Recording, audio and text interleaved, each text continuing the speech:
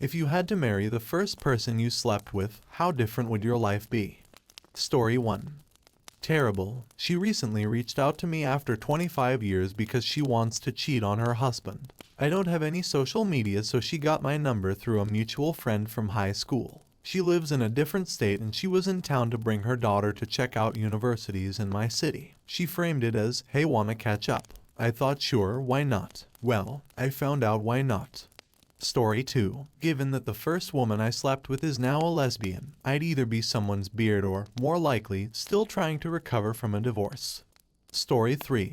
He became addicted to crack and then jumped off a building due to his mental health downfall. He was a really nice guy otherwise, so I guess I'd be a widow. Story 4. I'd be in prison for murdering my mother-in-law. Story 5. She is a librarian in Norway. I am a lawyer in America. One of our lives would be drastically different. Top comment. Have you ever thought of visiting her there over Christmas, falling in love, trying to save her from her mundane life by taking her to America, having her refuse, going dejectedly back to the airport, realizing you can't get on the plane, and turning around just in time only to see her running toward you as well with a ticket because neither one of you can live without the other? Story 6. Fucking miserable. Top comment. Mine woke me up in the middle of the night and asked if I wanted to give him a blowjob. I've never wanted to do something less in my life, mate. I dumped him the following day, could not deal with that for the rest of my life. Story 7. I'd likely still be called selfish for pointing out hypocrisy, or making friends with guys, be interrogated if I don't respond to a text message within 10 minutes, and have to defend myself for wanting to change my haircut, hair color. Absolute hell. It looks like he has a great job that lets him travel the world with his wife and kids now. His wife and I were classmates and she was really lovely. I sincerely hope he changed and addressed his insecurities by the time they got together. Story 8. I'm still with that person. I'm going to break up with him as soon as possible after I find a new place where I can live. Story 9. Wait, you mean you don't have to marry the first person you sleep with? Oh man. Story 10. Exactly the same. Top comment. Me too. My one and only. And I don't regret the lack of other experiences. Celebrating 26 years of marriage this October. Story 11.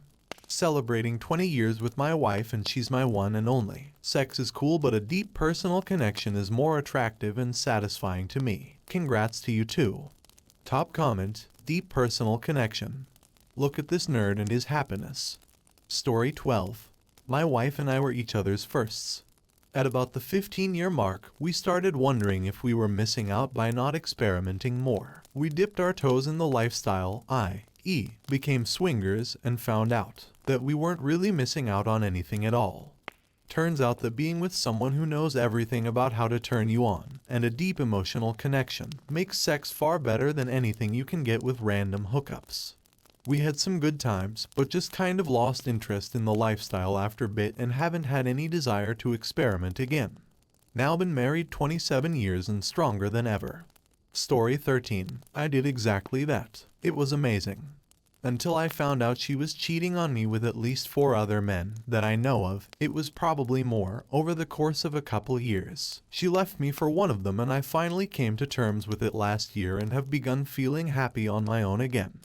Story 14. Mine was a rapist, so I'm guessing my life significantly worse. Story 15. That was the plan. She was the only person to accept me for me. We could not have been happier together. Then, on December 2nd, 1987, she died in my arms. I don't have any memories of the next couple years. I somehow graduated college and have gone on to a fulfilling career. I didn't find another to love like I did her until 1999. She understands that there will always be a place in my heart where Kim lives on. This September will be our 22nd anniversary. Rip Kimberly K. Speakman. You will always be loved. Edit. How did it happen? A couple years earlier, she was diagnosed with Hodgkin's disease stage 3B. She fought back with everything she had. Chemo and radiation put it into remission, but had trashed her left hip, and she ended up with a hip replacement. That didn't stop her. During that time, I got in a motorcycle accident, crushed my knee and got my own hip replaced. All of it just brought us closer together. I proposed that summer. We were finally able to get our own place together in October. I came home from clinicals and she wanted to lay down for a few minutes, so I'll lay there with her. Our dogs needed to go out, so I kissed her on the forehead, told her I loved her more than anything, and she said she loved me too, and would be down in a few to make some grilled cheese and tomato soup. I let the dogs out, and when I came back just a minute or two later, she was unresponsive. I started CPR and called 911. The feeling of her ribs breaking under my hands tore a chunk out of my soul. We decided against an autopsy. She had been through enough. Best guess, a pulmonary embolism stole her away from me. I have not had either a grilled cheese sandwich or tomato soup since. I just can't. I second-guessed myself for a very long time. I stopped sleeping with a loaded pistol on my headboard when I married Karen. The only thing that stopped me in the empty years in between was knowing that Kim would hate me for all eternity if I decided to end the pain. Since then, I have done CPR countless times, including on Karen's mother just 3 weeks after our wedding. I've had anesthesiologists ask me to stop compressing so hard because I was making the patient hypertensive. The thought of failing again tears me up. Story 16. I think he's a cult leader or in a cult or something so very different. Last time I tracked him down about 8 years ago, he was doing these classes on spiritual healing using chakras and shit. This is after he failed out of chiropractor school. Top comment, how the fuck do you fail out of chiropractic school? By being spineless. Story 17. Well, he's a gay man and I'm a straight woman, so I'm not really sure how that would have played out. He was bi at the time, and we were in high school in the early 90s. Story 18. I would be a widower. She was hit by a truck when she was 18. Story 19. I did marry the first man I slept with, my high school sweetheart. Life is good. Story 20. He was my first love, and even after we broke up, I'd often fantasized that we'd eventually reunite and get married someday. We're both married to other people now, and I am incredibly happy with my current partner of 18 years, but every once in a while, I still wonder how that would have worked out. Story 21. Actually I did. Divorced for years now, lol. Story 22. I'd be miserable, he was such a jerk. Story 23. I wouldn't have learned any of the life lessons I now know. Also I was 14 and he's a piece of shit and serial cheater. Story 24. 20 years ago, a prostitute. I was 16 and she was like almost 30 for sure. I guess it would suck. Story 25. She was really hot, but I'd definitely be miserable. Story 26.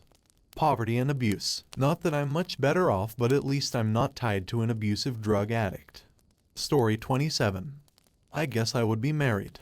Story 28. I'd be a millionaire, but I'd have HIV. No thanks. What do you think? Do you agree with these community responses so far? Leave your thoughts below in the comments. Thank you for listening. Don't forget to leave a like and subscribe so you don't miss out on future episodes.